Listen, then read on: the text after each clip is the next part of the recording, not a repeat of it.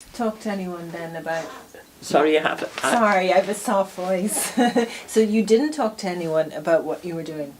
No. No. I couldn't tell him what I was doing. And in real actual fact, I mean, I knew the little bit of the job that I was doing, but I didn't understand what it was going towards. Nobody ever told me that. No. They said that there were only 2 people there who knew. And who were those 2 people? Yes, what we were actually doing. And but we, of course, each knew our own particular job. And I learned how to calibrate an instrument, a little instrument, which was called a Pirani. I got this glass apparatus, which I had to pump down below atmospheric pressure. And all the readings that I did, which I did every 20 minutes, were below atmospheric pressure. And up to that time, I hadn't even thought about there being any pressure below atmospheric pressure. So this was it. So I calibrated these instruments called Piranis, and took a reading every 20 minutes. And so my, what would you call it, my chart thing, went across to the big main building, calibrating this Pirani, which was a little instrument thing, which they would fit, I suppose, to some part of the big job in the big building. And that's about all I know, really. Funnily enough, there were 2 German Jews there. They'd come out of Germany because, of course, Hitler was putting them in concentration camps, wasn't he? And one of them was called Dr. Curti, and it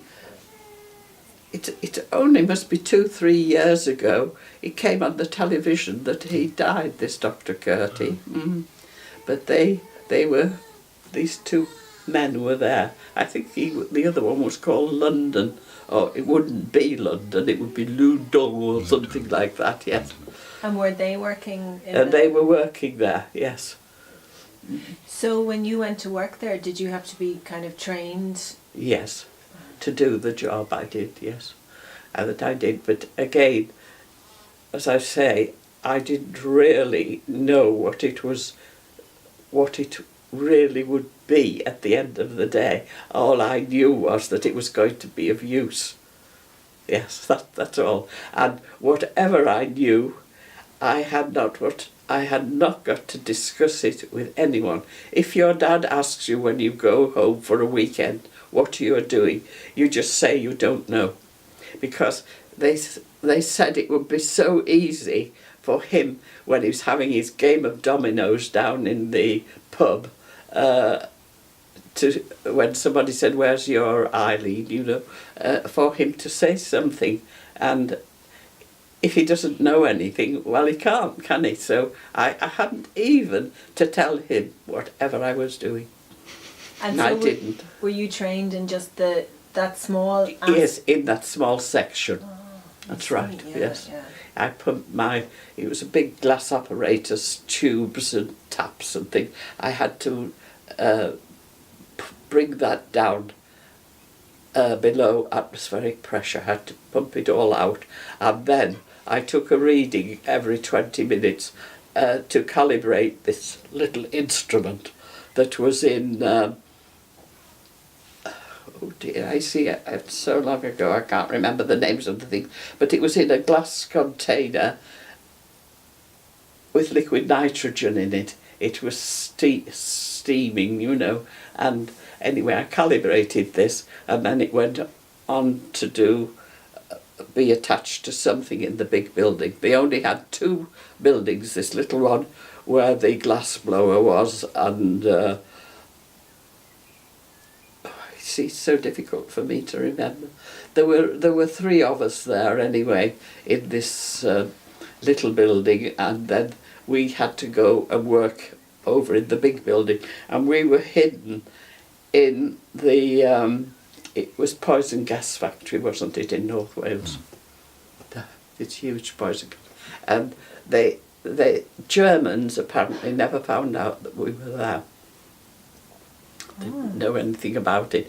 And periodically a group of people would come around, and they were from the States. United States. Yeah, because they were doing something, weren't they, over in America about the atomic bomb. So they came to... And there was a group of them would go around where the factory part that I was in. to see what you were doing. And I remember when I was interviewed by someone in recent years, they said to me,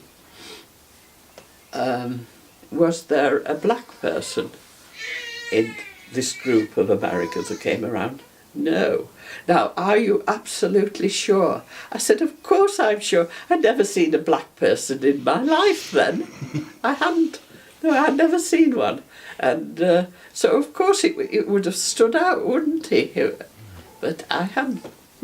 Why did they ask you that? Was there a black person? Yes. Funny question, though. These people who came round to interview me, that was what they questioned me on. And I said, I didn't see a black person until I went to live in South London. Yeah, of course. After the war, yes. So how long did you work in the factory in Wales? Like how many years? Oh, I don't really know now. It'd probably be a couple of years, because then, you see, it finished when it got to a stage where they dropped the bomb, didn't they, on Hiroshima. And I'd have gone home, back up home by then, but it was still war, and I was still had to do war work, and I went into the food office and issued ration books to we had certain days when we went to certain villages in Westmoreland, and we sat there, and they had to come along with their old ration book and their identity card, and we issued them with another one for the year. And of course in that ration book were clothing coupons, because you could only have certain items of clothing. So that was towards the end of the war then? Yes, well, it would be. It would be, see, I was still at school in 40. It's difficult for me to remember the dates because I am 91, and that's the worst part of it. That my memory isn't good for other, certain things stand out in my mind. What did you ask me? No, I'm just wondering. So the rationing was towards the issuing. Yes, the how ration long books. it lasted. Oh, yes, it lasted a few years after the war, probably a couple of years. And that was where I went. And I know it was quite good because we had to stay at the local inn or to sit for people to come and get their new ration book for the next year. And while we were there, of course, we got food. So we got a special meal. Nice. Otherwise, you see, you lived on ration. But they said we were much healthier, for living on those rations. Yeah, I can believe it, actually. Yeah. And where did you live in North Wales then? I was billeted in Mould, and there was a bus that went to and fro each day to the factory at Rhydymwyn. I don't know whether you realise how far away it is. From Mould? A few miles, probably something like 4 or 5 miles. And I know at night when we queued for the buses, there was always a lot of people, particularly the ones from the other part of the factory, and they kept saying, "And what are you doing? What are you doing?" I mean, they were just curious, you see. I don't know what I'm doing. I don't think they really believe me. But I didn't know what I was doing in those days, what it was going to the object it was going to.